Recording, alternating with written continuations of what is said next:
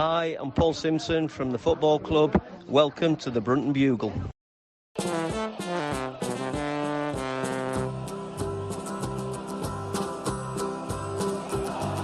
we come, blue and white, and we're looking good. You'll be in for a fight, and we fight pretty good. Getting goals is our job, and we get goals good. Looking good, we are Carlisle United. Hello everyone, you're listening to the Brunton Bugle, the number one place to get your United fix in the podcast world. I'm Lee Rooney. And I'm Adam Tiffin. A nightmare before Christmas, followed by a Boxing Day Stalemate, sees United drop to the bottom of League One. But with January just round the corner, a positive times ahead. We review the Cheltenham and Fleetwood games before looking ahead to the next two fixtures against Wigan and Port Vale.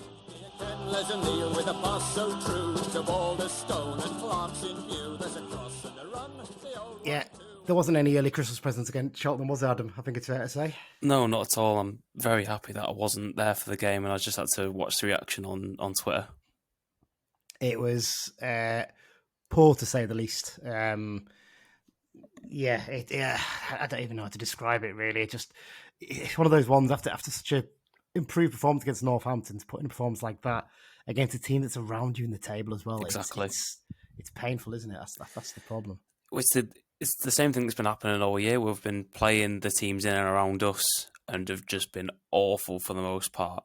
And then we'll play likes of Wigan tomorrow and, well, when people listen to this, probably today. And we might actually turn up. And it's just so frustrating. But, I mean, if we turn up tomorrow, then it'll make things better. But it's just been so demoralising these last couple of weeks. I think the fact that January's getting so tantalisingly close as well is really getting people sort of excited about it, sort of like nervous in the sense of we need to start getting a few points just to get ourselves or keep ourselves in touch as much as anything, isn't it? Yeah, it's just you don't want to. I know James Phillips and that always keep saying about keeping in touch and things. I think it's 5 points now, the gap to the top, or not the top, but the outside of the relegation zone. So it's not. Luckily, we have games still against the likes of Exeter where we can claw back points, but really, the games to do that have just gone, and we didn't make much of it. No, absolutely.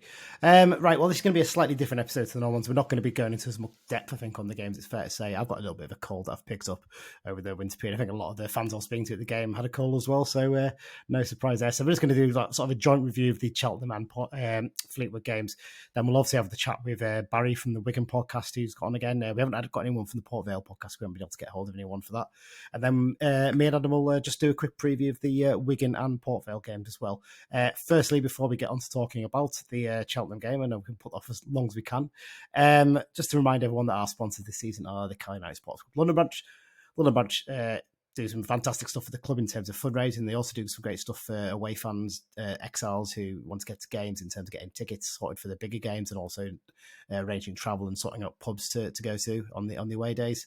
And you can join them wherever you live in the world. If you live in Jacksonville, Florida, as I keep saying, you can sign up there. You can sign up if you lived in Fleetwood or Cheltenham or Port Vale or Port Vale's not a place, is it? Stoke or Wigan, basically. Any of those places you could sign up for them.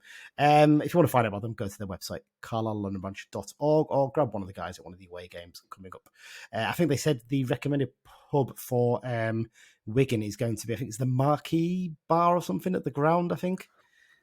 I'm not sure. I was supposed to be going with two mates, but they've bailed last minute. Jack and Mitch, if you're listening, poor, very poor.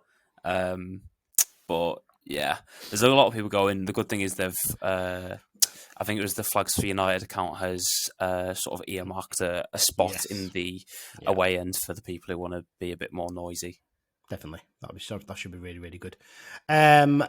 Let's put it off long enough, unfortunately, but let's start talking about the Cheltenham and Fleetwood games. First up, the Cheltenham game, Adam. As you mentioned there, I think you said you weren't there, didn't you? But thankfully. I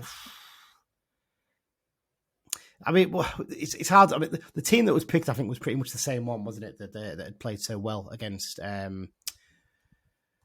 Northampton in the previous game. Mm-hmm. To then not turn up like that is just... It's that lack of consistency this season that's going to kill us, isn't it, I think, at the moment? Yeah, and it's... and I think the game we'll come on to, obviously, with the Fleetwood game was a big statement as to sort of, I wouldn't say the lack of depth, but the lack of obvious depth because there was a lot of big changes made that, had we have been talking about those games at the start of the season, we wouldn't have seen coming. So I think it shows the quality and the improvements needed in the squad, but also just how ruthless we're going to have to be with selection. We can't afford to keep picking players who are sort of down on the luck or not putting in the effort, not putting or not creating the performances that are needed. So it's all a bit morbid at the moment. Yeah, I mean, in terms of the chances, in terms of the chances we created in the game, the only real clear cut one, to be honest, was Melish's chance that was disallowed, the goal. Now, it looks like it was the right decision, having looked back at the replay of it on the highlights. Mm-hmm. I've heard a few people say that maybe he could have left it to go in, but I think actually with the spin on the ball, it might not have gone in anyway, to be honest. It was a kind of a weird one, but... We also don't want to take that risk as a player. You don't want to watch it go past and think, I could have... unless it's obvious that it's going in, and you don't want to be like... Was it Nani? When Ronaldo scored some wonder goal, chipped it over the keeper, and Nani just dinked it in the back post. You don't want to be that guy to deny it if it goes wrong. So, the fact that our only chances came from the two centre-backs, came from the two centre-backs is just so poor. Yeah, it did. Creatively going forward, we really didn't offer much at all, to be honest. It was frustrating. And we've got to talk about the Cheltenham goal then, haven't we? Because being brutally honest, it was two poor teams. One of them was a lot better organised and a bit more up for the fight than the other, and they got the 3 points. And you've seen it back on the thing. I saw it in real time. I really do feel for Thomas for this, because he's not gone out there to deliberately play like that or deliberately make that mistake. There's just a complete lack of confidence from him there, and the fact that he hasn't really had anyone pushing him for a place, because Simmo, as we'll come on to in a minute, up until the Fleetwood game, wasn't convinced by Breeze. I don't want to say he's got complacent, because I think that's probably a bit harsh. I do think there's a case of his confidence has been hit. It's just an aberration, isn't it, that goal? It's just, there's nothing really much more you can say about it. Well, is it an aberration? Because I think I was trying to work out with my dad, and including that game, obviously not Fleetwood because he didn't play, but I think he'd made 3 pretty bad errors, maybe even 4 in as many games prior, because Cheltenham, Blackpool, and Northampton all made errors in which led to goals. And we can't be dealing with that at this position that we're in, where we're going to be fighting for relegation or to avoid it. So I think it is a lack of confidence, because it's a classic sign of a keeper who's not quite sure of himself, because he's double guessing, not second guessing, not double guessing. But I wonder what people's reactions were in real time, and then if it was almost the sense of, oh my God, how have you done that, has got worse since seeing all the replays. Did it seem just that bad in person? I think in person, I think, it felt just as bad. There was a sudden intake of breath and oh no, and as soon as the player played it across goal, you could see that Melish wasn't going to be able to get back in time to stop the lad tapping into the empty net. And it's, you just look at it and you think to yourself, if you're going to try and do that, if you're going to slide in to try and keep the ball in play when it's going out for a corner there, you've got to do it so that if you don't get the ball, you push it out for the corner. You almost dive with the ball as it's going out, but he was sort of diving behind it. And if there's no attacker there, that's fine to do that. But you almost wonder if he didn't realise the attacker was that close. But actually, look at the highlights, he must have known he was there. So it's a really bizarre one. I just can't comprehend it. It's one of those ones where even like Thomas afterwards, some goalkeepers will always argue their case, and you could even see him like, no, I've cocked up here. My problem with it is the fact that if a shot has come at him and he's parried it and it's come out, at least it's come with some pace. There's no pace on the ball as it's going out. So I don't actually understand how a professional goalkeeper has managed to push it back up, because it's not like he's not reaching to claim it. It's pretty much at his chest, so he can just sort of let it run into his hands and just sort of cushion it if needs be. But he just sort of, I don't know if he's tried to actually grab it and it's just slipped out of the hands, or it's unexplainable. as much as we talk about it and try and Yeah. think about why it happened, we can't justify it. What's your thoughts on Simmo's comments after the game and the way he's handled the Holy situation generally? Because I went on BBC Radio Cumbria on the post match and spoke with Paul, James, and Chris about it. And my feeling is I still can't grasp why he was dropped earlier in the season, because he wasn't playing that badly when he was dropped. I think Simmo was very keen to get Anderson in. Anderson didn't work, and to be fair, we all thought he was going to be a really good keeper based on his previous loan spells, but it didn't work. Thomas comes back in and actually does really well initially. Once Anderson got injured, it seems everyone was gone out the window, and his form's just dropped off a cliff, and it's a strange one. But I kind of feel like, I know it's different because Holy's 31, 32, whatever he is. I can't remember exactly how old. But you've got some of our fans giving him sarcastic cheers when he catches the ball after he's made the mistake, which I don't get that. It's just stupid, that really. It's one of your own players, and you know he's going to play the rest of the 90 minutes pretty much. And yet, when the same thing happens with Luke Plange, which again was wrong, Simmo's very quick to defend the lad, even though, there's many of there who would argue he wasn't putting the effort in, and yet Holy makes, yes, he's made a few mistakes, admittedly, but anyway, I'm rambling on a little bit, but just what's your No, I thoughts get what you on the way mean. Simmo's handled it? I think it's favouritism. I think that's it, and it happens all the time. It's natural for managers to prefer certain players, and the fact that the issue of a goalkeeper, I mean, bringing in a backup was always going to be needed after Mick Kelly left in the summer. But the fact that in the summer, after we just got promoted with Holy, he was still talking about potentially bringing in somebody to challenge or displace him was sort of a marker to me that he didn't see Holy as the goalkeeper going forward, and immediately that's going to sort of put tension on that relationship. And like you said, when he came back in, he had a point to prove, because if not, they'd just bring Anderson back in. But since the injury, he's not been up to standard. Is it a case of he's got injured and he's thinking, oh, there's no... Well, he can't be thinking that anymore if that is the case, that there's competition, or he thought there wasn't any competition. But yeah, I think it's just favouritism where he's prefers Plange, he likes what he offers, and obviously doesn't necessarily think the same about Holy, so is going to give preferential treatment to one rather than the other. Yeah, no, I think you're probably there on the point there. I think another point to pick out from this game is that the conditions were appalling, like so bad. I mean, the wind was ridiculous. I mean, it wasn't quite... It was similar-ish to the Blackpool game, funny enough, where he obviously made a mistake on a cross there as well. Yeah. I don't think the wind's to blame for the mistake he made, I should say that. But generally, Cheltenham adapted to the conditions. They were kicking with the wind behind them in the first half. They really adapted to it. We just didn't. I think Holy's kicking actually wasn't too bad. He put a few of them a little bit high that caught the wind, but generally his kicking was good. So it was just the general play. So often we were playing long balls and the ball was catching in the air. Mm-hmm. And I think Grass in the second half, we did not make the most of that at all. I don't think it's fair to say. Yeah, I think especially in games like that are ones where if you may be playing against a team like, I don't know, maybe a Peterborough, who are more total football style, want to play the ball along the floor, it's probably an environment that suits us, but because it was two bad teams fighting near the bottom, it just comes down at the end to effort, and by all accounts, it was a massive discrepancy. So that's probably the ultimate decider. It didn't sound like either side had much quality. I check the shots on target and things like that, but I think it was very, very little for either side. Both teams had 2 shots on target? Yeah, 2 shots on target, 8 for Cheltenham total shots and 10 for Carlisle. Not much in the way of big chances. Although it does say on SofaScore that there was a big chance for Maguire. I don't know if that's...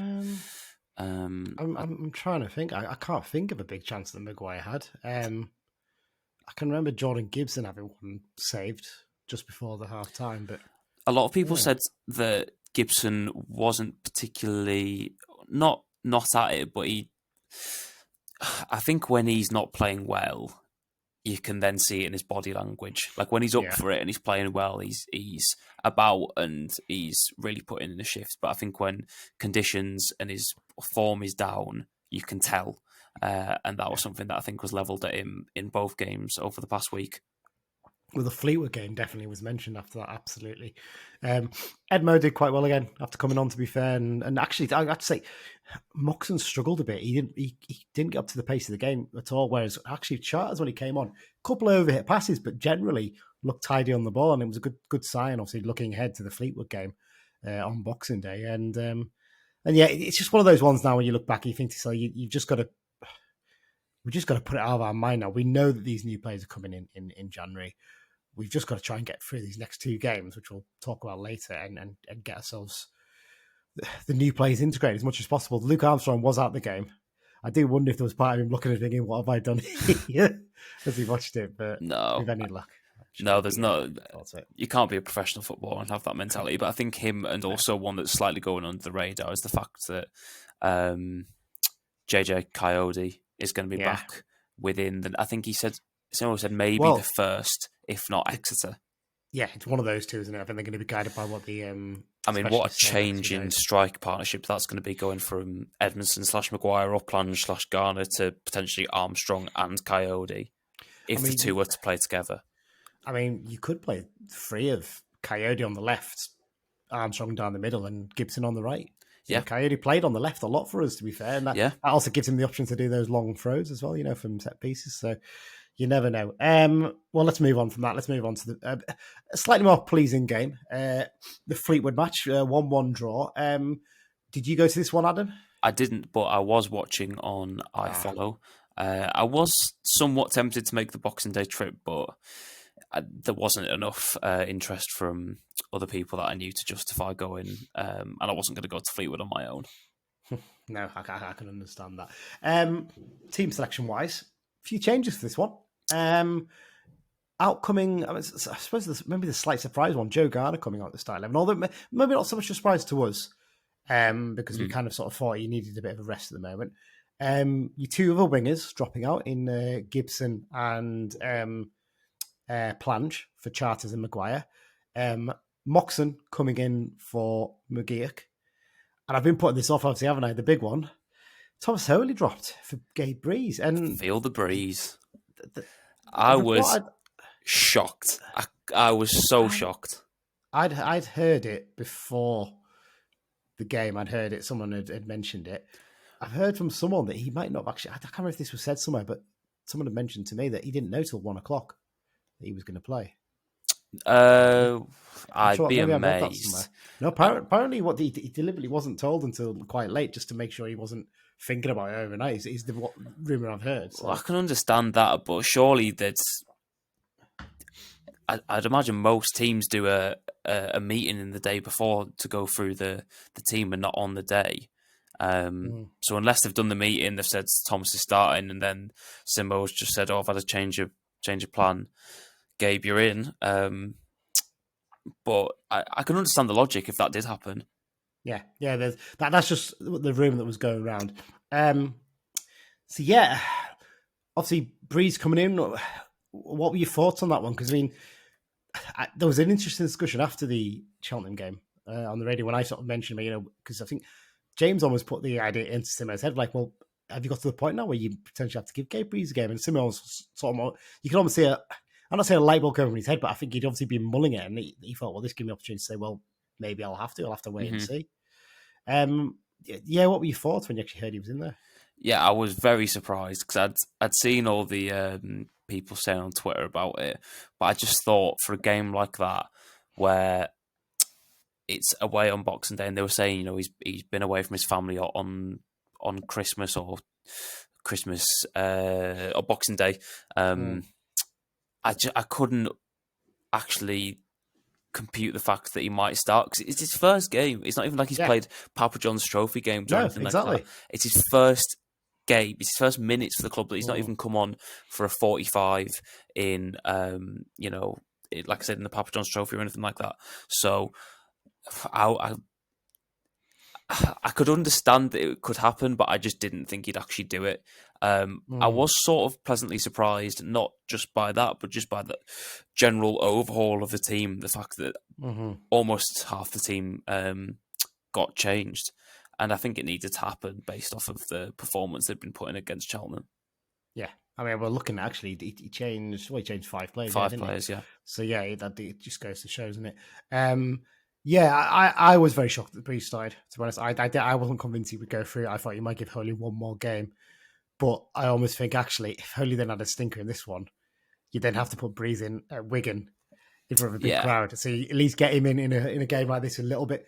Shouldn't be quite as challenging. Got to say, just talking about his performance overall, Breeze, pretty solid. Yeah, he wasn't really tested, if I'm honest. There wasn't a huge amount of test. There was one high ball he came for, didn't quite get to, but any keeper can do that. Not every keeper is going to claim every single ball, so you've got to be fair on that. Yeah. But generally, he was quite alert at coming for the ball, and he'd come out for stuff. So I don't have any qualms about him starting at Wigan, and obviously against Port Vale, but I would very much like to see us get another goalkeeper. What I think would be the ideal situation is that he plays these next few games. And I know they were talking in the summer about trying to get him out on loan, but they couldn't find the right club. So if he puts in a few, as long as they're not horrible performances, there will be clubs who are maybe got I know Marine recently had their goalkeeper got a really bad injury. I think he tore his pectoral muscle. So they had to get an emergency goalkeeper. That's the sort of thing that if he's got actual experience now and people can say, oh, look, he's actually been playing all right, then that should be the ideal scenario for Carlisle, to get in a goalkeeper and then have Breeze go out on loan. But yeah, on his performance, I don't think, like you said, he had much to do. The two moments that sort of unnerved me a bit was I don't know if it was the one we all talk about where he's come for it and it's the lads headed it and it's gone wide, or the one where it was sort of high in the box, Armour's shielding just to make sure nobody comes to the ball, and he just sort of lets it drop and bounce and then collects it. Yeah. Those were the only moments where I was like, I can tell it's your first time playing. Yeah. But it's to be expected. It was the first one. It was very much the first one that had me panicking. The second one, I sort of grasped it. He didn't want to take any risks with the ball and coming to get it and spilling it. So I have no problem with that one as much. But he generally, in terms of coming out for the ball, he was pretty good. His kicking was all pretty solid. His kicking's not as big as Thomas's. We know that. Not many keepers are. But yeah, he's generally he was pretty good in the way he marshalled. He didn't have any chance with the goal, so can't really grumble too much about that. Performance overall from the team, I mean, 100 times better than against Cheltenham, wasn't it? It just night and day, in terms of the effort. And we'll talk about what happened with the subs in the last 20 minutes shortly. But generally, the first 70 minutes, I thought we were probably shaded as the better team, actually. Yeah, I don't think there was much in the way of quality produced from either side, to be honest. I mean, obviously our goal and their goal had a bit of quality, but there wasn't. I don't think either keeper was really tested too much in the game, apart from obviously the goals that went in. But I don't think they had much of a chance with either of them. But much better because there was some effort, there was something to hold on to. There was, I think the first 10-15 minutes after the first half were really promising. The annoying thing from that is that we couldn't hold on to that momentum, and then Fleetwood really took hold of the game and we were really on the back foot. But yeah, I mean, it doesn't take much to improve on that Cheltenham game, but it was certainly that. Hell of a goal from Moxon though, wasn't it? What a finish. I mean, we were right in line with it, obviously behind the opposite goal, but as soon as it left his foot, you thought, if this is on target, keeper's going to struggle here because it's through a bit of a crowd of players, and he's not the biggest keeper anyway, Lynch. But no. Brilliant goal. He's got that ability to just hit a ball as cleanly as anybody, and it's really well hit. Like you said, because of the crowd in front of the keeper, I didn't think he'd have much of a chance, or I wouldn't necessarily blame him for it going in. One thing I did find interesting, though, was his reaction after scoring was a bit subdued. And considering it wasn't like a consolation goal, it was a goal to put us ahead, and it was the first time we'd led since Luke Blanche scored at Lincoln. Well, not led, but gone ahead in the game. Gone 1-0 up. So I thought his reaction to the goal was a bit subdued.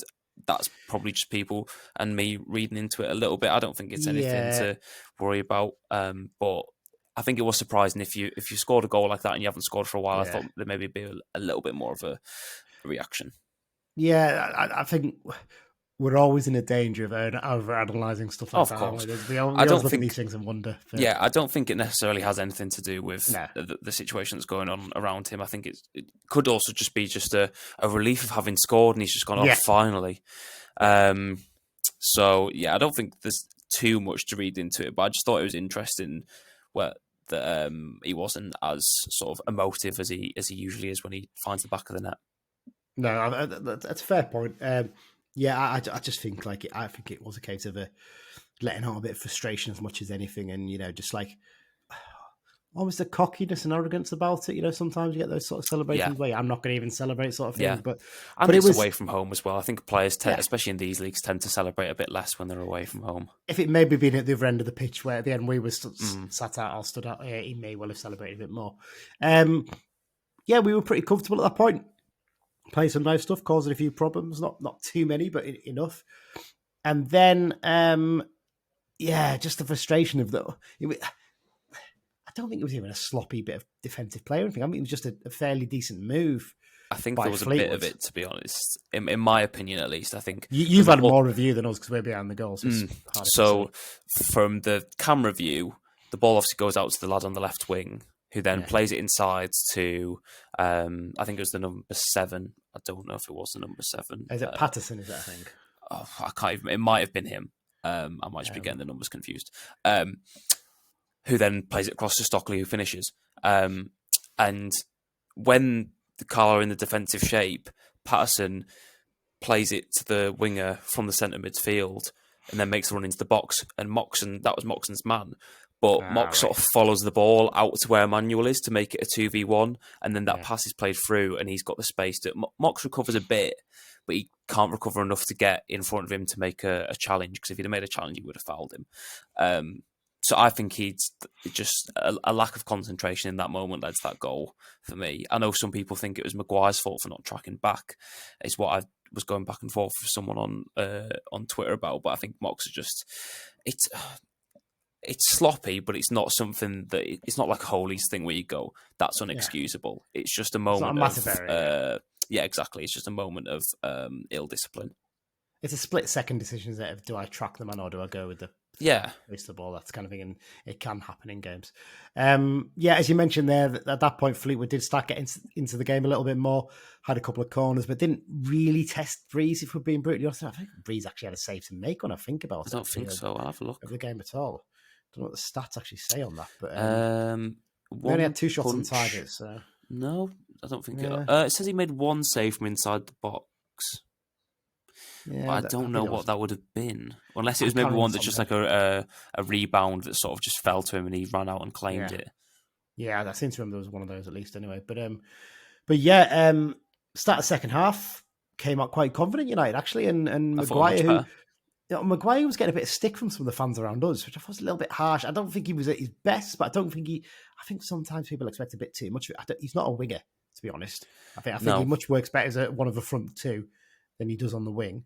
He's doing a job for us right there at this moment. But he did some really good work to win the ball on the right-hand side, get into the box and cut it back to Edmondson, and he's just so unlucky that Lynch just catches it with his foot, doesn't he, as well? A yard the other side, and it's a goal, isn't it?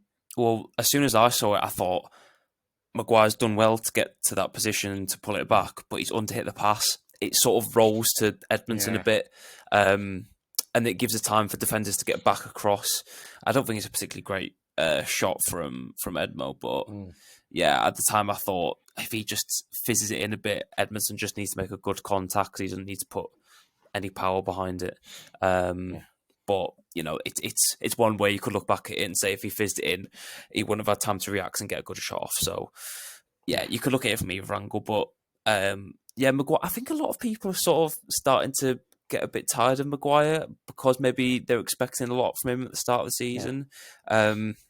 People questioning his work rate and things like that. I mean, look, the team's not performing well, and I think once better players come in, you should start to see better performances from him because he seems like somebody who needs somebody to bounce off. He's not going to be able to do it all on his own.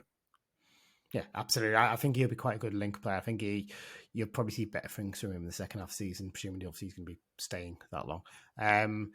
Other big chance came from a bizarre bit of play from their goalkeeper. I'm not 100% certain what he was trying to do here. So he basically started to dribble it across the box, and we were sort of like thinking, is he like being that casual with this? And then Edmondson, knowing that, well, obviously we knew he's got a lot of pace about him, just nipped in and took the ball off him. And I've heard a few people say, "Oh, it's a bad miss from Edmondson. It's an empty goal." I don't think it's that easy of a chance. He's got to get the ball and turn on it very quickly, and then try and dink it over the keeper. I know he's not the biggest keeper in the world, but it wasn't exactly as if the goal was completely gaping for him, was it? There's still a lot to do from there. It's not like he's nicked it off the keeper and he's just got to put it into an empty net, like you said. But I do think he should put that on target because it's not like he's. It's not like there's a defenders around him. He could have, if he wanted to, took a little bit more time to take his shot. But I do think he's got to put that on target. If you're a striker in this league, I'd expect them all to put that on target, especially if it was on the other end and our keeper did that and the striker missed, you go, we've got away with that one. But I don't know what the keeper was doing because he took a touch as if he was going to, he sort of got it out of his feet as if he was going to hit it long, but then took the same touch again to put it into Edmondson's path. But I think, to be fair to him, he was quite smart because I thought he was going to try and follow Edmondson out and try and sort of smother him a bit, but he just thought, sack this, I'm just going back to my net. Which maybe rushed Edmondson's decision a little bit. But I think that, and I don't know if you had it noted down to talk about it, there's a chance for Jordan Gibson a bit later on, which I think were the bigger ones. Yeah, the Gibson one was... It's probably the one good moment Gibson had after coming on. He struggled to get into the game a bit, to be honest. But he got away down the right and was in on goal. And I don't think there's a huge... We were right behind where it was, and there wasn't a massive amount more he could have done, really. He got the ball a little bit stuck in his feet and hits the target, and the keeper makes a fairly decent save in the end. So, it's a frustrating one. Because I think if you go back a couple of months, he probably scores that one, but he's just... I think the whole team's looking a bit rusty. From my angle, it just looked like he just hit it straight down the barrel. I don't think the keeper really had to move much.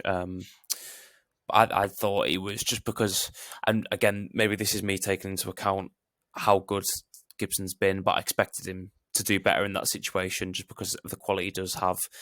Even if he'd have put it wide at the far post, I just think now you say that he got, from your angle, got caught under his foot a little bit. It makes sense because he just didn't hit it that well. But I thought he was in a good enough position to be able to get a good contact on it and at least try and fire it at the far post. But it wasn't to be. But I mean, the subs were game changers and not for the right reason.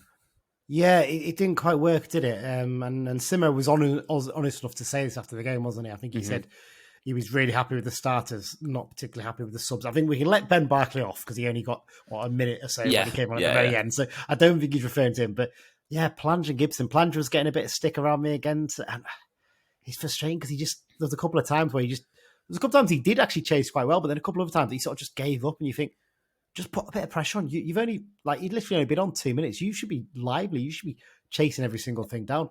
As much as anything, actually, the subs. So obviously the subs were the two wingers came off, Charters and Maguire, in place of Gibson and Plange, with Gibson going onto the right and Plange going down the middle, because Ryan Edmondson moved to the left. And that actually killed us as much as anything, because Edmo was doing quite well in terms of the way he was putting pressure on the centre-backs. They didn't really have time to play the ball as much, and Plange just didn't offer that in the same way. Well, I think also what Edmondson offered was someone who could receive the ball up top and then allow others to get up there, whereas Plange he just can't keep hold of the ball in those situations as well as Edmondson can.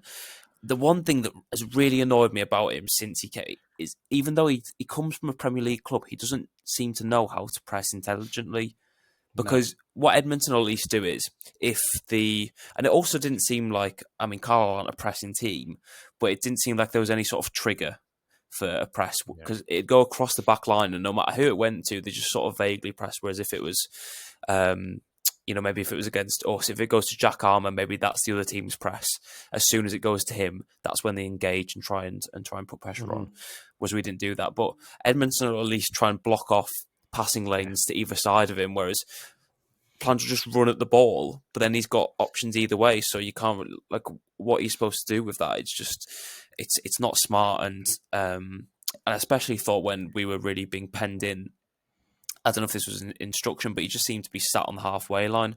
Whereas if he could have at least offered another body just to sort of sit in their midfield and make it a little bit less easy for them to move the ball from side to side, it would have made the defence's life a little bit easier. But yeah, it was. I think it's one that Simpson will look back on and think that's probably something that he's not going to be happy with. Yeah, I think he put it up. I think he didn't get it right, to be brutally honest. And look, hindsight is a wonderful thing. If I was going to make the change, I probably would have brought on McGeoch instead of Plange. And I'd have pushed Robinson to the left wing and let him do the pressing there, because he was actually having a fairly decent game in midfield. He was, he was actually, the support he was giving down the left to Armour was a real actual positive for the game, to be fair. One thing I think that Robinson helps with is the fact that I think we can all admit that Jack Armour's not the most confident on the ball player. He gets it, looks down the line, and if there's someone there to hit, even if it's not a very easy ball, he'll try and hit it. Whereas Robinson, what he did was he drops into that left back position, then it allowed Armour to get further the pitch, and Robinson, because he's more confident on the ball, can receive it in there, and if he needs to, he can go inside and then find a pass. And it also just gets Armour into better crossing positions as well. But yeah, I thought Robinson was good. I thought Taylor Charters personally was my man of the match. I thought he looked really silky on the ball at times. I think that's what he offers. Him and Mox are both good on the ball, but in very different ways. Charters I think he's more sort of clear-minded when under pressure. He's very technical, isn't he? Yeah, whereas Mox is more like he'll do something creative to try and get out of a situation, whereas Charters will just sort of I think he's a better assessor of situations than Moxon is. Yeah, no, I'd agree with you. I'd agree with you on him being man of the match until he came off as well. Yeah, I thought he used the ball really well. He was looked the most likely to create something when we're going forward, and I think actually he helped Moxon that way, because Moxon was a bit hit and miss in this game. When in the moments when he got a grip of the game, he looked like that's the sort of Moxon we remember. But there was other moments where you're like, he was taking a little bit too long on the ball. Whereas, like I said, with Charters, when he got the ball, he was generally quick to pick out a simple pass and keep the ball moving. So it's personally Wigan on we'll talk about that shortly, but for the Wigan game, I'd probably stick with Charters on the left at the very least. I'd be still maybe tempted to bring in Gibson for Maguire just to change things up a little bit. But yeah, as we mentioned, obviously Edmonton had a decent game as well, and even McCalman was quite busy in midfield compared against some of the recent games. So I got really frustrated with him at some points in the game. My mate Jack, who's the one who one of the ones who's bailed on me for tomorrow. The one thing he really gets aggravated with McCalmont about is the fact that, because he's often the one who's probably the most advanced midfielder, so he'll get the ball sort of in between the striker and the right winger, and he'll just stop, or he'll play a backwards pass when we're in a position to go at the defence, and it was really frustrating me. I don't know if anybody else picked it up, but it was grinding my gears. It is a fair point. It does frustrate me as well, actually, at times. He gets in those good positions. You think sometimes just dink a ball in the box. Just dink a little ball into the box and give it a go. But you just pick out the player on the overlap. But what I'd say is he did very well, actually, on Boxing Day. Was his pressing was really good, actually. He'll always offer that energy. Compared against Cheltenham. Yeah, 100%. I think much else to cover, really. I think the last 15, 20 minutes, we lost a grip of the game that we had for most of the second half. But actually, even though we lost it, we never really looked like we were going to concede, to be honest. I don't think they offered much. And, I thought Marriott was quite disappointing for them. I expected a lot more. Stockley was a bit more of a threat than he has been for them this season, I think. But yeah, well, they don't look a very impressive side, although there were some players who stood out. Wirudu was one, and the right back, Lawal, with the I know two stood out for me. I know he's a slightly different player to Guy, but if we were looking for someone to fill the gap that's left by Guy, Wirudu might not be. It's a very similar role in terms of just sort of sitting in front of the defence and being that person who clears up any messes that he sees in front of him. So I wouldn't mind that at all. It's just how much of a premium Fleetwood are going to put on a player who's potentially wanted by a club who's also fighting in a relegation battle. Is it worth paying, a stupid fee? But for someone who's you potentially know who's going to be ready and suited the league. No, that's true. I'm not going to do a rundown of the league one result because it's over 2 weekends, so it's going to be too much to cover. But just looking at the league table, as we mentioned there at the start, it does mean we've dropped down to bottom place. And it should be said that both Fleetwood and Cheltenham have got a game in hand on us, as have Exeter, who are just outside the relegation places. So next couple of games, or next 3 games, are pretty big, aren't they, to be fair, when you look at it, in terms of getting points. Yeah, I can't believe Wigan are still... I know they had the points deduction and quite a big one, but I can't believe they're still down there. I mean, in fairness to them, if they didn't have the points deduction, they'd be like 9th. But yeah, I'm still surprised that they're not too far away. I thought they'd just continue to pull away, but there's something not quite right. I don't know what it is, but there's something not quite right. Well, we'll be hearing very shortly from Barry, the Wigan fan, who might explain a little bit that injuries seems to be the main issue, which is, is a running theme for teams down near the bottom, I think, by the looks of things this season. I think that pretty much wraps up the Cheltenham and Fleetwood games. So we're going to take a short break now, and after the break, I will be speaking to Barry from the Progress with Unity Wigan Athletic podcast about the game on Friday night. Had a nice little walk down memory lane, talking about games in the 90s against them and stuff like that, but also present day stuff. And, I think a lot of our fans maybe will be thinking, Wigan fans will be disappointed with how they're doing this season. Actually, from what Barry's saying, they're fairly happy to at least have a club after what's happened in recent years. So here's the chat I had with Barry just after the break. Hi, I'm Owen Moxon, and you're listening to the Brunton Bugle. So yes, we're into part 2 now, and in part 2 we start off with Behind Enemy Lines, where we are speaking to Barry. He's a Wigan fan from the Progress with Unity podcast, ahead of what is a game I think most Carlisle fans are really, really looking forward to on Friday night, Barry. We were talking on your pod just before we recorded that. First visit in, I think, 26 years, I think, maybe, possibly, if I remember rightly. Yeah. Obviously, we've never been to the DW, so quite an exciting one for Carlisle fans. So, I mean, normally leave this to the end, but I mean, what can Carlisle fans expect on their first visit to the DW Stadium? Yeah. Well, hopefully not a lot. Is what I'm hoping for. not 3 points you'll be hoping for, at least, yeah. Yeah. It's a big stadium for League One. The away end is unrestricted views. It's like a cantilever type stadium. There's a bar on the concourse. They serve pies, as you'd expect in Wigan. And it's a great view. It holds comfortably 4,500. So, if you've sold 4,000 tickets, there'll be plenty of room for you. And you can generate a good atmosphere from there as well. You're behind one of the goals. And it's on a bit of an industrial, it's a back end of an industrial estate, and the front end of it is a retail park. So there's a pub on there and a McDonald's and a KFC close by. So you've got places to grab something to eat as well. And a short walk from the town centre. So it takes you about 15, 20 minutes walking down from the train stations and the pubs in the town centre. So it's very handy for football fans, to be honest.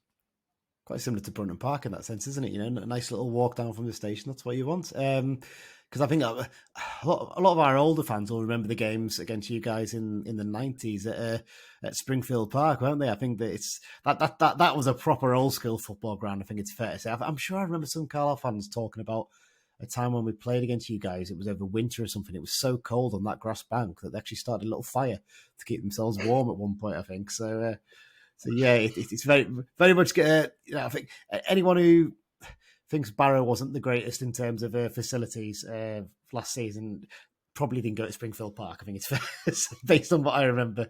Right, let's get sort of talking about Wigan then. And first of all, go back to the game in August when we played you guys, because a lot of our fans were raving about how good your team was back then. I mean, it was the first time you'd been for a while. I mean, how did you find it? And, it seems weird because we genuinely thought you guys were going to fly up the table after that game, and it just hasn't quite worked out, has it? No, there's mitigating factors to it. I mean, for a start, we've got a relatively small, inexperienced squad, if you're thinking about challenging for promotion, due to the financial restrictions in place. And we're on a transfer embargo, so we can't sign anyone for any money. and we can't even bring in loan signings for fees. So everything that's coming in is free. Probably the biggest mitigating factor will be Matt Smith, who you might remember is a blonde-haired lad playing in midfield. He was fantastic. He was really good. Yeah. Yeah. He's been out for most of the season since then. He's had a double hernia. Yeah, double hernia. I think he played about the first 8 games when we were on fire. And it's no coincidence that once he was out, we lost 4 of the next 5 games, and we drew 1 as well. So we were struggling a little bit to come to terms with him missing. Also, Tello Asgard, he got injured in that game against yourselves. He injured his shoulder. Yeah, well, he's been out until he made a substitute appearance on Boxing Day against Derby County. That's the first time he's been back since. He's had an operation on his shoulder. He damaged his shoulder when he fell. I know the docs wanted to take him off, and he went back on and carried on, and he fell over on it again, and he damaged it even further. So, yeah, so those two are very, very much our type of playmakers. So the style changed slightly. Charlie Wyke got a 3-match suspension, and he's never rediscovered his form when he came back. Well, he didn't get back into the team for about 5 or 6 games. He wasn't even making the squad, so we've had some issues there as well. So basically, that's what it was. But we did pick up again, and we went on a great run of just 1 defeat in 15 until we went to Port Vale, which was the Saturday after the Christmas party on the Wednesday for the lads. They'd been up to Glasgow, and they looked like they'd only got back on the Friday night. It was awful. They were awful, and I mean that. And that was against Port Vale, and then a week after we went to Reading. I know Reading give you a bit of a tatering, but we thought we'd pick up the game again after the Port Vale shambles, but we didn't. With 10 minutes, we looked all right, and then we went back into our shells, and we was quite poor, if I'm being honest. So yeah, but since playing you, we brought in a young lad on loan from Fulham called Marshall Godot. He's a striker, midfield player, sensational, absolutely sensational. So our results picked up again after we lost Matt Smith when Godot got into the team. But unfortunately, we drew York City in the FA Cup away, and we beat them. But in the last minute of the game, one of the midfield players decided to pick Godot up and slam into the floor like a wrestling manoeuvre. So he's been out since then. So he's not played since the second round of the FA Cup, which was like mid-November. And this is where these slumps have come from. So we've not got the biggest squad. So when you take 2 or 3 players out, it does affect how you play. It does affect your effectiveness on the pitch as well. But yeah, I'm still quite confident that we're going to finish mid-table. We're not geared up for challenging. We're not geared up, to go for promotion and get it. That was a big fear for me because I was really concerned if we made the playoffs, we'd have to have some momentum behind us. And that momentum often carries you through the playoffs and you win it. And I just didn't want us to end up getting promoted this season because the club isn't ready for it. And I think it would have damaged us, if I'm being honest. So I'm quite happy with where things are going at the moment, even though we've not won for 3 games. I mean, I was quite the player that impressed us a lot in that game as well as the lad making his debut. Was Adiko, I think. He made his debut. He was fantastic. I thought, he must be a young lad on loan from a Premier League club or something, or he maybe had a loan spell somewhere before. So I was like, couldn't believe he's literally making his debut for you, and he looks so comfortable in the game. But I know that point about Matt Smith makes total sense to me because we had exactly the same problem with Callum Guy. Losing him is just basically our form's gone off a cliff as a result of that. But there you go. Sean Maloney, your manager. How's he getting on? Obviously, a bit of a club legend as a player. Had to take over in quite difficult circumstances this summer, but seems to be doing a steady job, is it fair to say, with a more challenging budget than most Wigan managers have had in recent years? Yeah, he's doing, for myself, he's doing a brilliant job. He's delivering exactly what he said. He said, start of the season, there'll be up and downs. We'll go on good runs, we'll lose games. On Saturday, we had 7 academy graduates in the starting 11. Wow. 7. come through this season from the academy. So this is, what he's dealing with. He's losing experienced players due to injury, and we've had a bout of illness going through the camp as well. So he's losing players like that. He's trying to play proper football on the deck, passing football. He wants us to be counter-attacking very fast, and he's brought in a couple of speedy players. And his vision for the club is just what you want. You want to see lads coming through the academy, local lads making the first team. Like you're saying about Babaradiko, he's been with us since he was 14. You want to see players like him representing the town as much as the club, and it gives you that pride in it. So for me, Maloney is doing a fabulous job, an absolute fabulous job. Now, I've seen some rumblings from Carlisle fans on the old internet about Paul Simpson, and there's been rumblings about Sean Maloney as well. And I just do not understand what they expect him to do. We've had a brilliant start to the season. We've had a bit of a dip, and then we came back very strongly, one defeat in 15, and we've just had a little bit of a dip again. And there's one or two comments about him not getting the best out of this squad, and and you think about it, it's absolutely ridiculous. Like you said, Adiko made his debut this season. Sam Ticklow, a goalkeeper, who's now in the England under-21 squad, made his debut. Charlie Hughes, 20-year-old. We've got a 20-year-old centre-back on loan from Bayern Munich. Never played senior football before. These are the lads that he's dealing with. Young kids. Scotty Smith, who's come through the academy. Wigan-born, fan of the club, playing in midfield for us. These are exactly what we want to see, and this is what he's doing. And I'd like to know who they bring, want to bring in anyway to manage the squad better than what Sean Maloney does. And you spoke to me about Paul Simpson knowing Carlisle. He knows the club inside out. Exactly the same with Sean Maloney. He's got a passion for the club. He's been offered jobs. He could have left us. He stayed with us. He weren't getting paid any wages. You've got to reward this sort of loyalty in your manager. Yeah. And you get rid of him. Who comes in? We did this with Liam Richardson, and we got Colo Toure. The worst appointment in the history of football. Yeah. So don't wish for change, because you just might get it, and that's the problem. Yeah, exactly. Got to ask you about Charlie Wyke. Is he coming back to Carlisle? Because that's the strong rumour that's going around, isn't it? I think I've seen it on your forum. Our fans have been talking about it a lot, and he's struggled to get back in the team, as you mentioned. He got suspended and couldn't get back in. I think he's out of contract in the summer as well. I know he's on a big wage, isn't he? So what's the feeling about Charlie? Because he was fantastic for us in his 2 or 3 seasons we had him. Obviously, he was poached by Bradford because we had a sell-on clause. There's not much we could have done, but obviously the heart attack a couple of years ago is something that maybe will still concern a few people. But basically, what's happening with him at the moment? Well, we're not 100% sure. He started the season off. Last season was his first season back after the cardiac arrest, and you could tell he was playing with a lot of caution in his play. There's a great column on the internet where he's spoken to some journalists, and he's talking about the psychological effects of wearing a defib under his skin and protecting it, and how it affected his play. This season, he's had a different mindset. He started off absolutely fabulous. So he scored 6 goals in his first 5 games. He looked the part.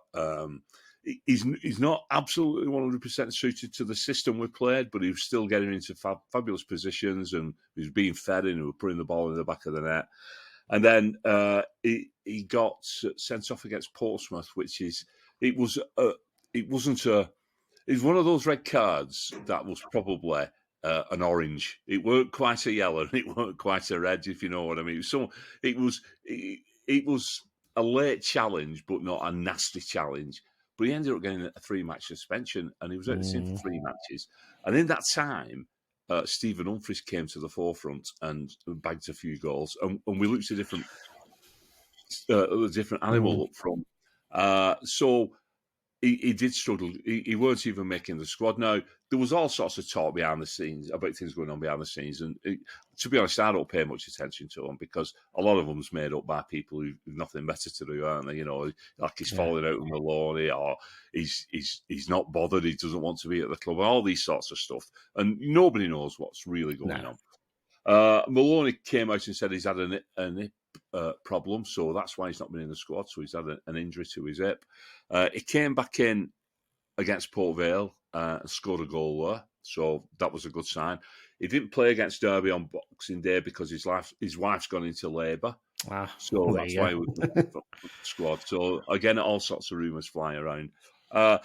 Would he do a job for Carlisle? Absolutely, 100%. Could we do without, getting him off the wage bill? Absolutely, 100%. Because he's on. I think he's our top earner, and we could probably bring in 2 or 3 players for his wage.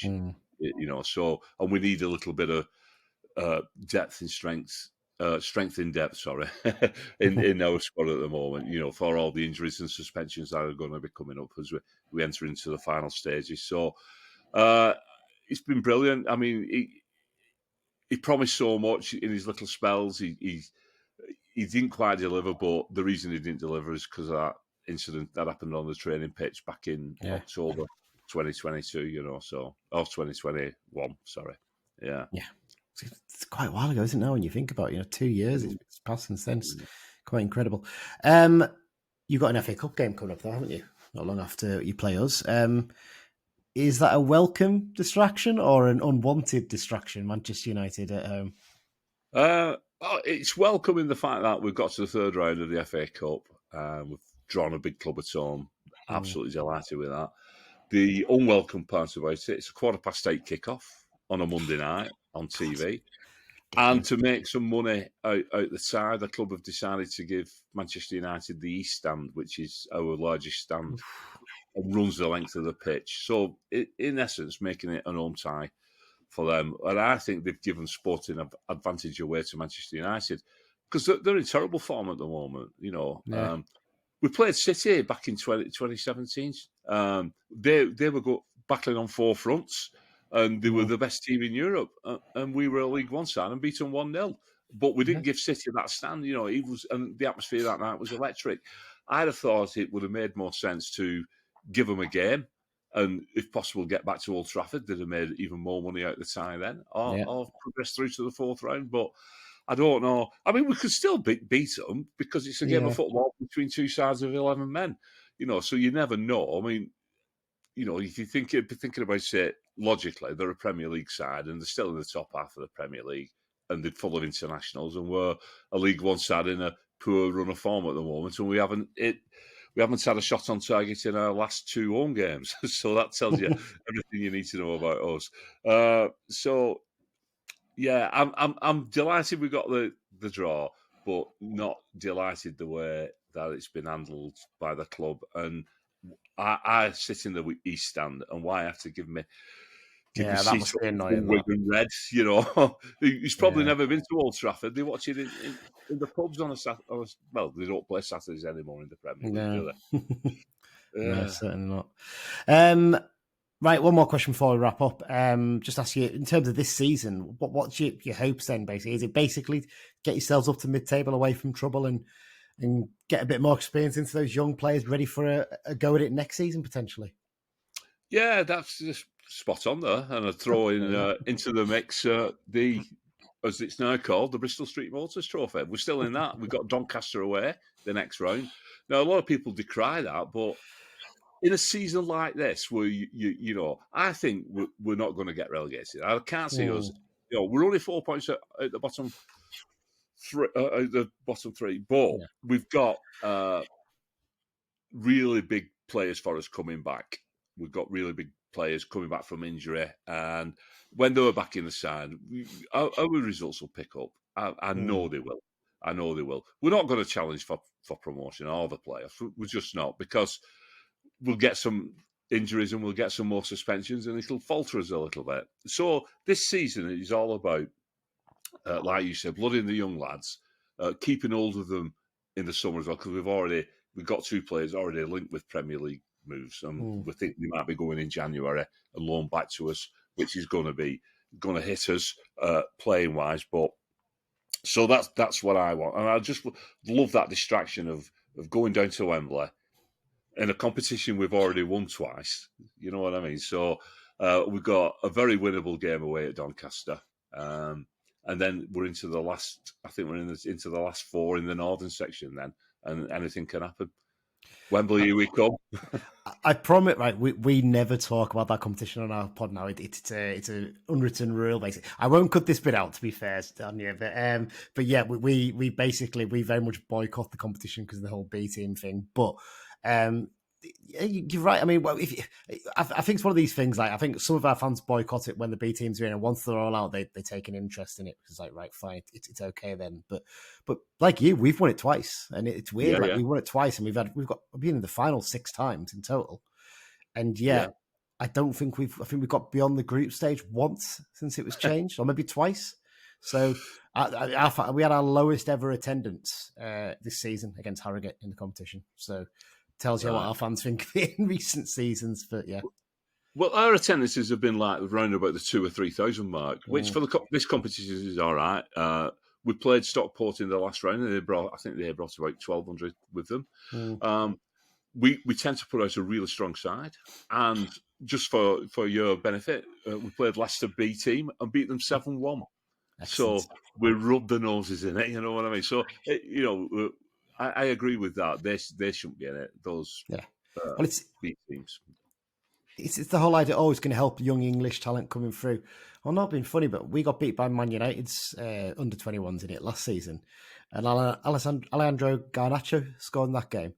Well, he's not an English talent, is he? He's Argentinian. So as we always say in our pod, I don't actually care about helping Premier League talent come through. No. I couldn't care less. No. I'd rather the likes of Gabe Breezy-Nets for us, or Taylor Charters who's come through for us, or for you guys, Adiko and players like that coming through. That's what you want to see develop, don't you? Your club. You don't really. I don't care about some Man United youngster getting a bit of experience. No. If they want that, don't stockpile them. Essentially, but that's a rant for another day. I think it's fair to say.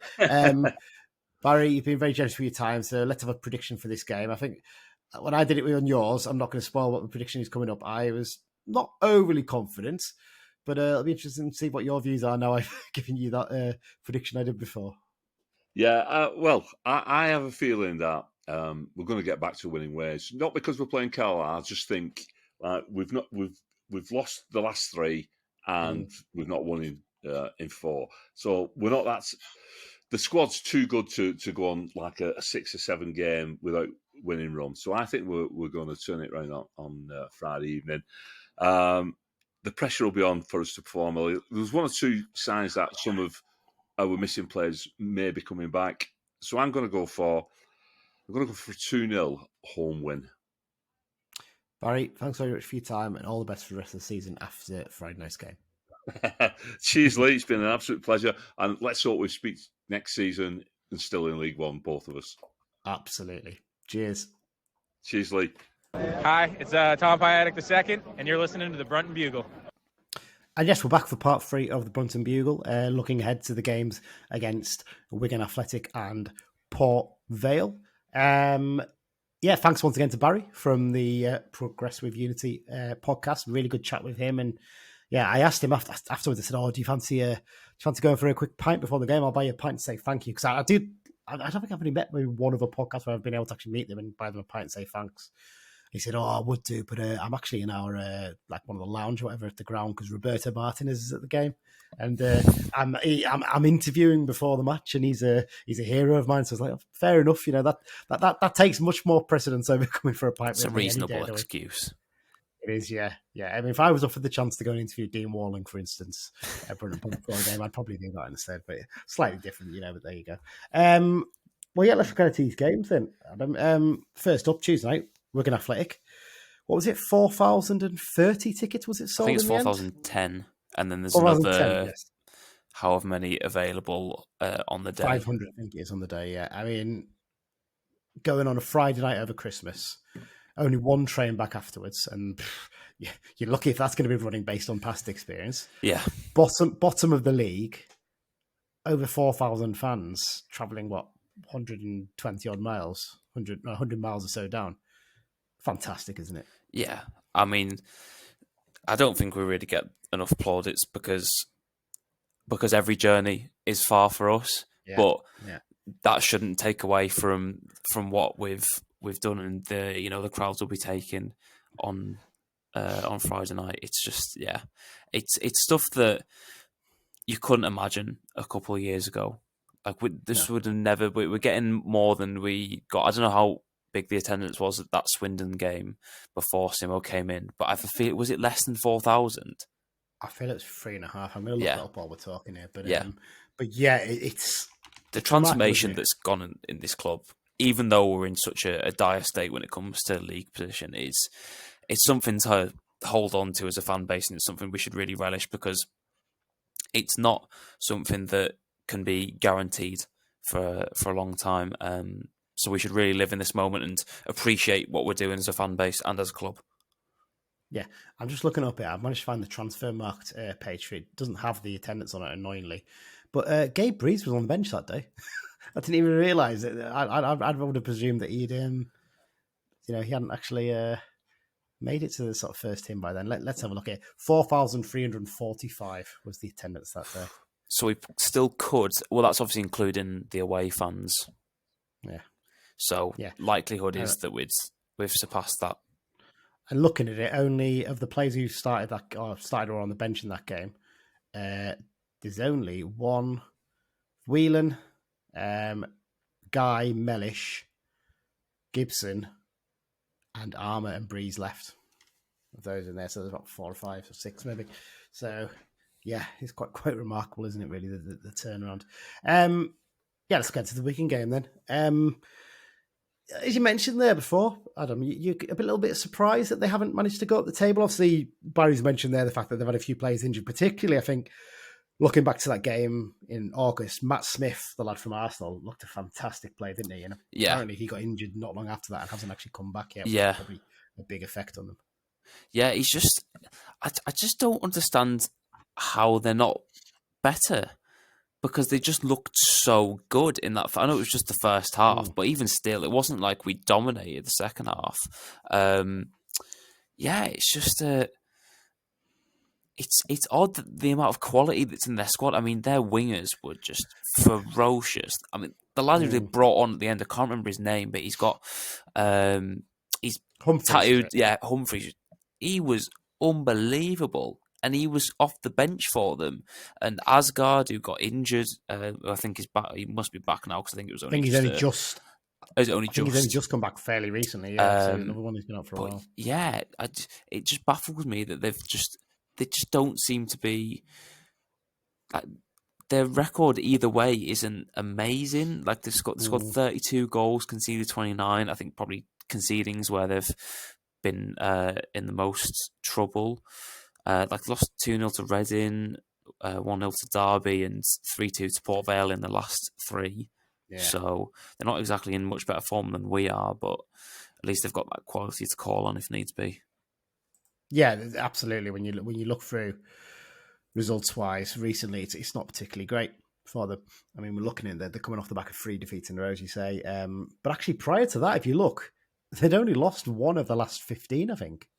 That was a 3-2 defeat against Cheltenham, who we saw a pretty decent side. Beyond that, they've actually got some fairly decent. I mean, they beat Peterborough 2-1 at home, and Peterborough we saw a very good side this season. And as the league table proves. Yeah, absolutely. So it's kind of, I think for them, it's a case of they're working with a fairly young squad, from what I can see. There's some real quality in there, but there's also a lot of young players in there. They've got a transfer bag, so they can't really improve on it anyway. It sounds like there's a bit of a sort of mix in the Wigan support on Sean Malone in terms of some, because he's a club legend, they want to give him time and they respect the fact that he's actually doing a quite difficult job. Mm-hmm. But there's others who kind of feel like he should be doing a lot better. And I wouldn't say it's quite comparable to Simmo in that sense. There's a few sort of murmurings from a few people now who's saying like, any other manager would be in deep trouble right now, but the fact is, Simmo is not any other manager. He's he's a legend. He's a Carlisle fan, and it's different. To all the people who are sort of having those thoughts about Simmo as to is he potentially the right person, and if it was another manager, like I said, he would probably be already gone, if not close to it. Like, that's just so naive. One, because of what he's done, but also we should know by now that the League One and League Two manager market is one that is rarely successful when you're chopping and changing managers. Like, it's hard to find a manager who's going to be successful with you for a long time because either they're not good enough or they're good and then they get poached by a team who's at a higher league than you. So it's just ignorant thinking, that is.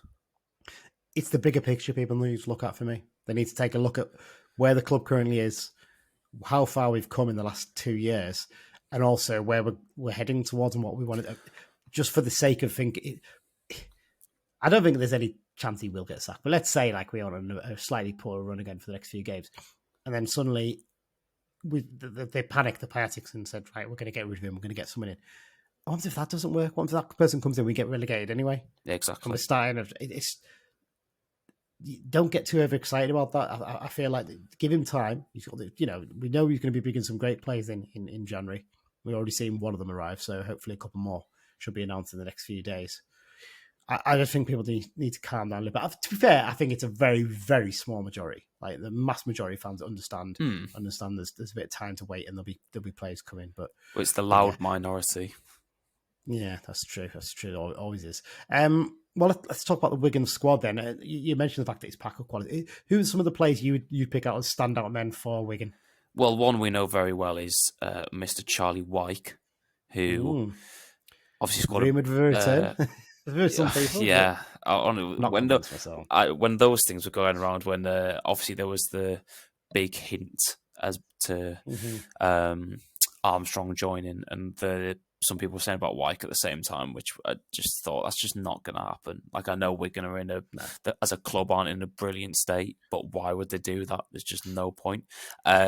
But yeah, I mean, the goal we scored against us when we played them at home was just a brilliant finish. Real member. Exactly. Just so good, just effortless to be able to lift it over the keeper like that. So he's one to definitely watch. He's not been playing as much for them though, has he? Really, he's been in and out of the team. He's had a suspension for a red card, and then he's struggled with a little hip injury. I know his missus gave birth actually the other day, which is why he missed, I think, the last game. So I imagine he'd probably be back for this one, and we'll have the inevitable baby celebration if he scores against us, won't we? Yeah, yeah. But like you said, looking through the thing, actually, one player that I forget plays for them is Jamie Carragher's son, James.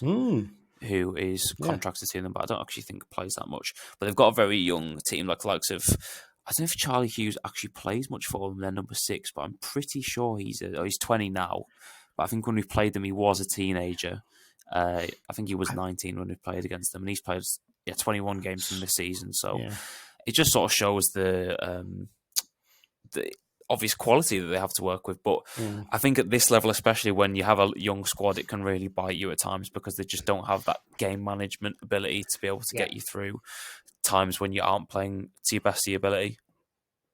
I mean, one of the ones that stands out for me is a name that most fans probably won't have heard of until they played us this season, was Baba Adiko, who he was brilliant in that game at Brunton Park. He looked like a player he'd been playing for years and years, and that was his debut. Yeah. Oh no, I do remember. Actually, yeah, I remember that. I remember talking about it with my friends because they. I can't remember which of them said, but someone said, "This is his debut." By the way, I was like, "You what?" It just looked like he'd been playing with them for a couple of years. Like how Guy looks with Carlisle, he just sort of he just looks like he fits right in. So yeah, but again, he's 20. So it's a marker as to the age of the squad. I'm not sure exactly what the average age is. I'll have a look now.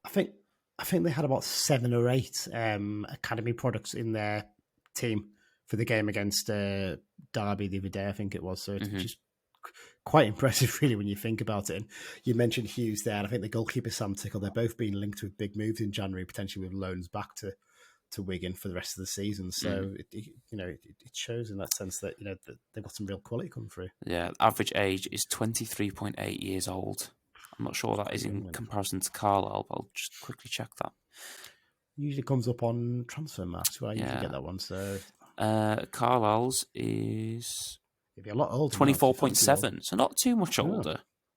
No, actually, you're right there. To be fair, but that's not as much as I thought. I'm looking here at the average age in the division now. Peterborough United 22.5. That's quite impressive, to be fair. A lot of their transfer structure is about buying from the National League and then selling up. Yeah, I'm pretty sure. True. So True. that doesn't surprise me too much. Stevenage 26.5. I thought they'd be older, to be honest. Second oldest behind Derby County at 27.3. That's not a surprise. Pretty old, isn't it? There you go. Yeah, so I don't know what to make of this one because they are struggling a bit for form. But like I said, when you look at the squad, there's a lot of quality in there still, though, and I still do worry that potentially it's going to be a pretty tough game for us. The fear I have is that either I think it could go one of two ways. I don't think it'll be. I don't think we'll be able to go there and dominate because we just don't have the quality to do that against anyone, let alone Wigan. Mm-hmm. But one thing I think could happen is because they've been down on form, and it's just sort of the games between. I mean, even just the days between Christmas and New Year for just anyone, it's just sort of a bit of a lull period. It's just sort of like, what do we really do in this? So I'm hoping that because we've got 4,000 fans backing us, and I'm pretty sure that Wigan won't be selling out their stadium or getting close to it, that we'll be able to provide a bit of energy for the team, and that Wigan might not be too up for it. But it could work the other way, and that they've lost the last three, and they're like, right, we need to snap out of this now, and they blitz us. Yeah. So team selection for this one. What are you going for? Are you making any changes from the team that started against Fleetwood?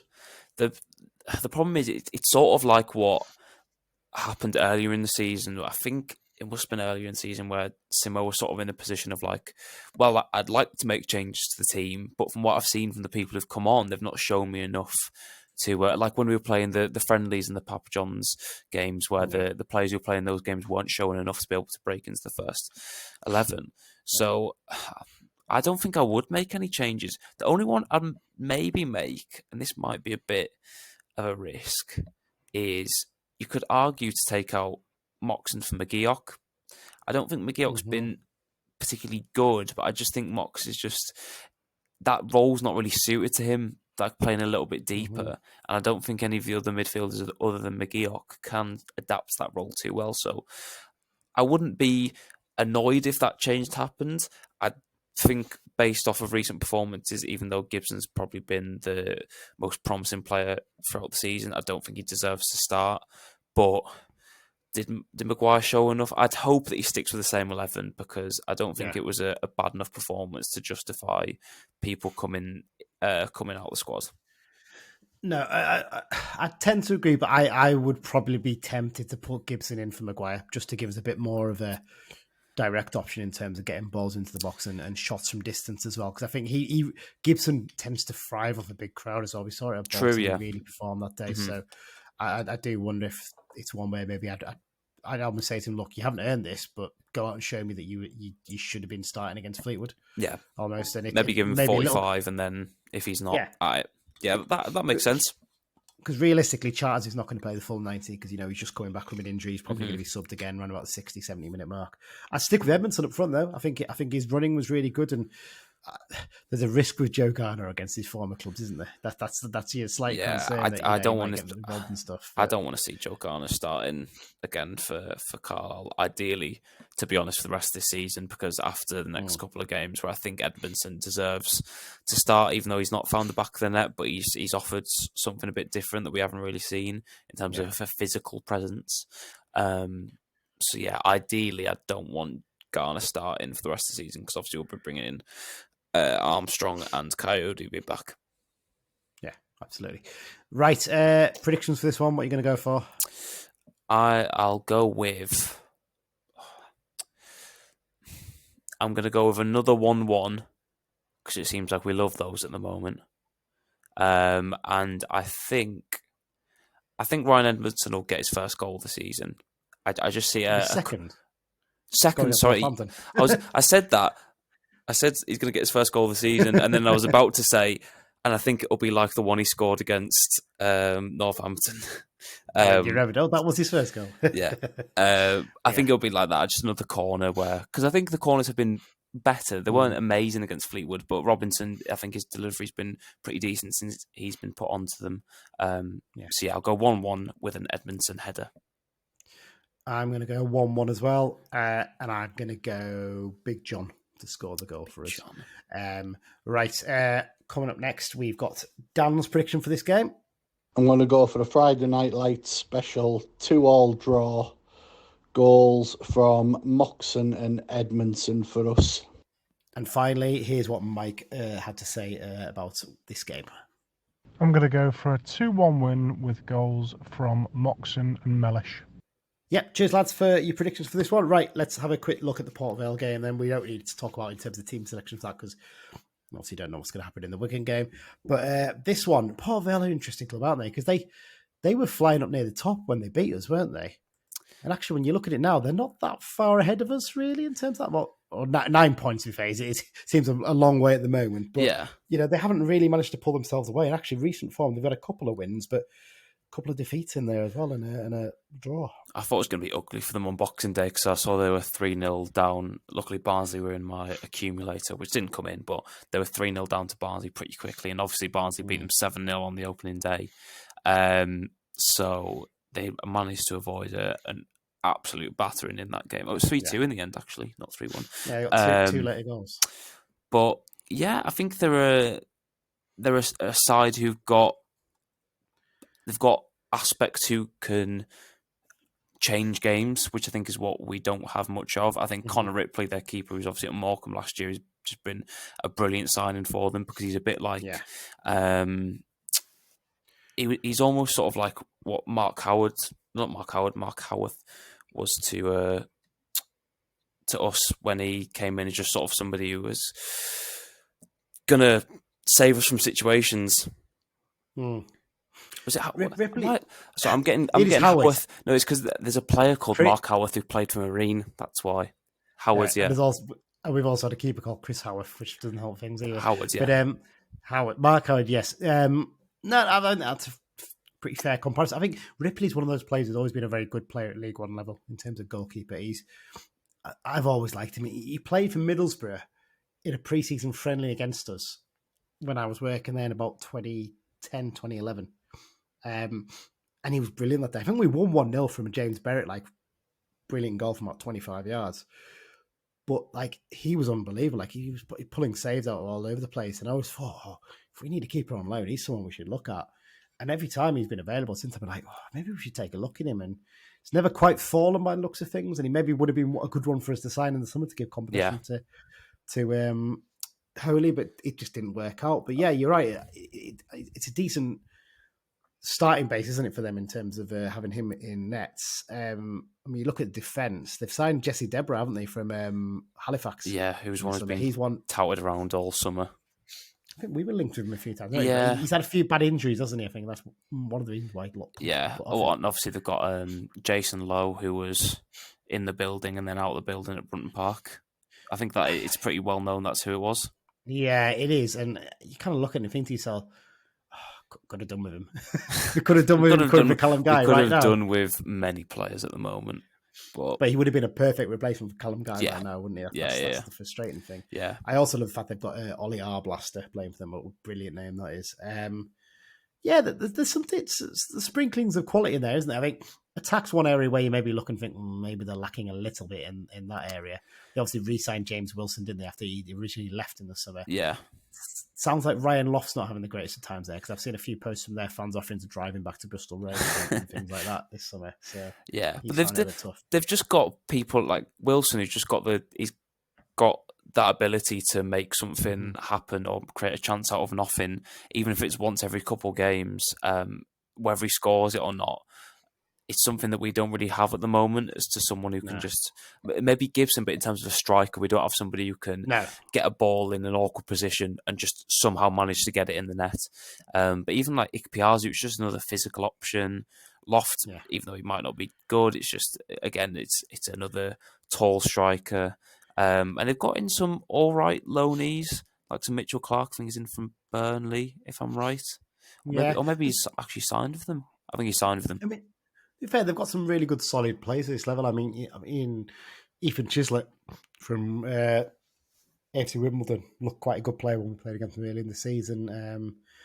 I've always liked Tom Conlon, decent player, Connor Grant as well, and I mean Alfie Devine as well. Getting him on loan from Tottenham was a bit of a coup, wasn't it? Really, at the time? He played a few first team games for Tottenham, so. I mean, on Transfermarkt, he's rated as £1 million. So, that's a bit different from most of their other players. Recent form-wise, they've, like I said, they've done okay, haven't they? I think, is it fair to say, with some of the recent results? Yeah, they're sort of they're probably in the position that their fans probably, if they were being realistic, would have expected them to be in. Just sort of, they're not going to be involved in a relegation battle, but they're also not going to be challenging. They're not going to be in that sort of top 10 where they could potentially think about getting into the playoffs. So I think they're probably situated where they should be. It should be said they've only won 2 league games since middle of September, and they were quite recent. They were in the last 4 games. So they had quite a rotten run in terms of the league form of wins. They scraped out a few draws in that time as well, but there's been a few, like that opening day defeat against Barnsley. At that point, they must have been dreading the worst, mustn't they? 7-0 on the first day of the season. But them and Exeter done okay. Obviously, after the Barnsley defeat, were like right at the top of the table, and then seemingly at the same time, they just seemed to slowly slip down the table. So, Port Vale again. I always find like New Year's Day and Boxing Day games to be a bit like they can be a bit flat just because the crowd's usually a bit flat. So I think it could be a bit of a meh game. I think it really depends on what happens on the Friday night. That's true. In terms of how the crowd feels. Because you're right. They really need the players to lift the crowd in those games, don't they? I mean, the Boxing Day, you're absolutely right. I think my classic example is the one we beat Oldham 6-0 on Boxing Day, and we actually generally played really well. Was that the crowd? The one where Sheridan had a hissy fit after the game, even though we won 6-0, which was those times absolutely remarkable. Those times were brilliant. But yeah, so when you look through it, you're right. It's one where maybe the crowd's going to have to lift us, but it does annoy me when you have these Christmases where you don't have any home games between Christmas and New Year. I hate the fact that you've got 2 away games and then you don't play your home game until New Year's Day. I don't think that's right. I think you should be one or the other, or almost it'd be better if you did the all flip around where like they do in the National League where they play each other on opposite days, don't they? They play one plays on the Boxing Day and one they play the reverse game on New Year's Day, I think. So I sometimes wonder. What do you make of? Because it's one that's thrown out a lot of sometimes where managers, and Simmo has said it quite a few times, where he's like, today the fans needed to lift the players. Like, what do you think about that? Because for me, I get it sometimes, but also it shouldn't necessarily be on the fans it can maybe be on the fans to sort of get them over the line, but to actually encourage a performance out of them, I think can be a bit of a reach. Yeah, I agree.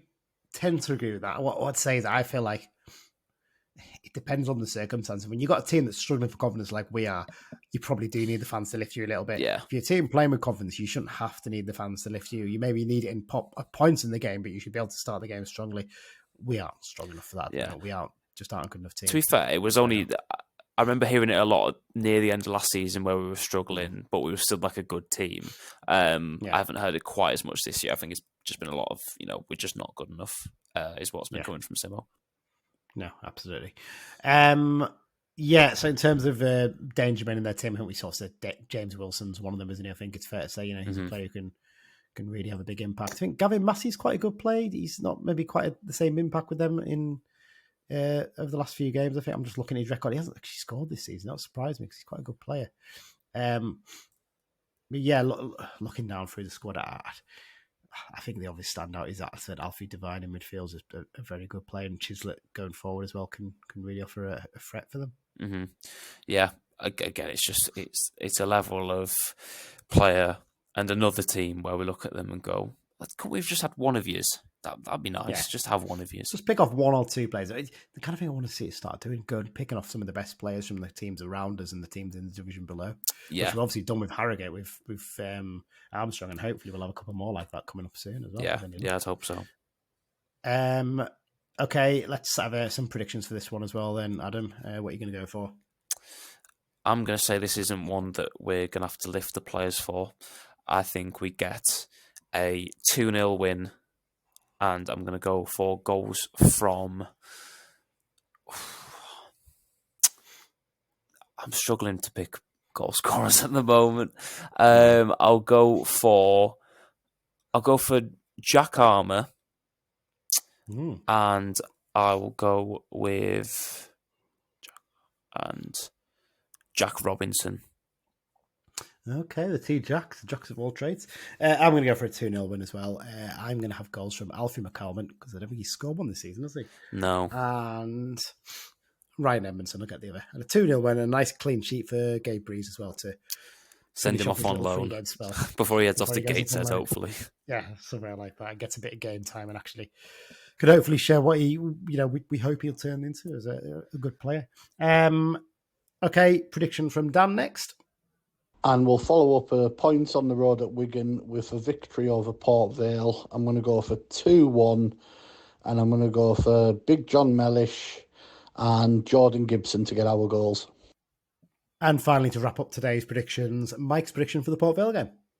I'll go for a 1-1 draw with Ryan Edmondson scoring. Yeah, cheers, lads, for giving you predictions there. And that's it for this episode. We're not going to do X-Files. We're going to do a bumper one when we review the next two games later next week. And obviously look ahead to the Exeter game, which is quite an exciting one, because we might have a bit of a challenge picking the team for that one, might we, Adam? There might be a few players to add in. That's a game where we absolutely have to be up for it. We have to be up for it, just because we can't not be with so many players coming back into the fold.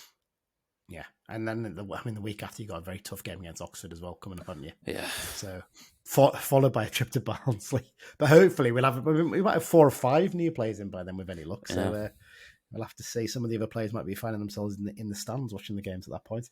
Adam, thanks very much for giving it your time, because it was a very much a last minute request, this one, because we've tried to fill this in before the weekend games. Yeah, it's a congested fixture list both for the Bugle and Carlisle United. Very much, yes. So we'll give a little shout out to your YouTube channel, because you put a video up analysing Luke Armstrong as well, didn't you? And his good attributes. Yeah, well, it's not a flourishing channel, but it's on there. Yeah, it's just a sort of breakdown of what he's hopefully going to offer. I think, as you'll see from the title of the video, if you want to go over, it's on my YouTube channel. I think it's just named Adam Tiffin, but it's also, I'll pin it on my Twitter as well if people want to go over it. On there. And yeah, that would be very much appreciated. Bump up the engagements a little bit. But yeah, just sort of breaking down the aspects of what he'll be able to bring to the team, but also how he has changed single-handedly the future of this club. So one for you to get into there. Fingers crossed on that one. Adam, once again, thanks for your time. Yeah, thanks very everyone much for listening. And most importantly, up the Blues. Up the Blues.